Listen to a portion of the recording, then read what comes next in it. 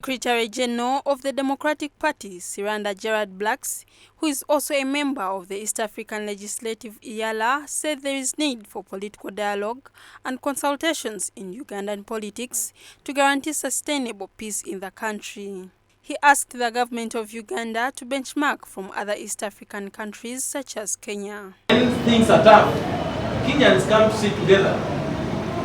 Last week, his maandamano was postponed by the Honorable Raila Amolo Odinga and the Azimio team because the president accepted to engage them so that they get to understand what is happening. How I wish, as Uganda, we can also go relief. Siranda condemned corruption among top government officials and commended the police for doing their work. A number of senior government officials have been implicated in the Karamoja Iron Sheet scandal.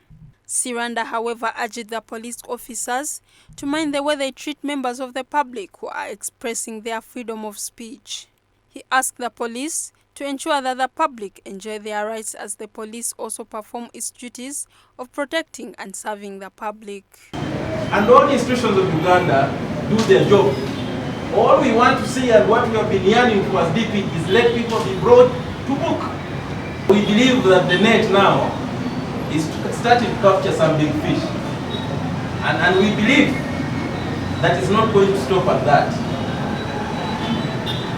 The gesture of abuse and impunity in Uganda is on the top post.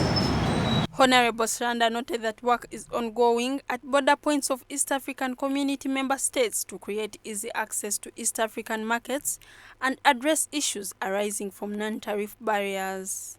Doing the awareness sensitization as the IALA, together with the Ministry of the East African Community Affairs, in terms of assessing the issues of common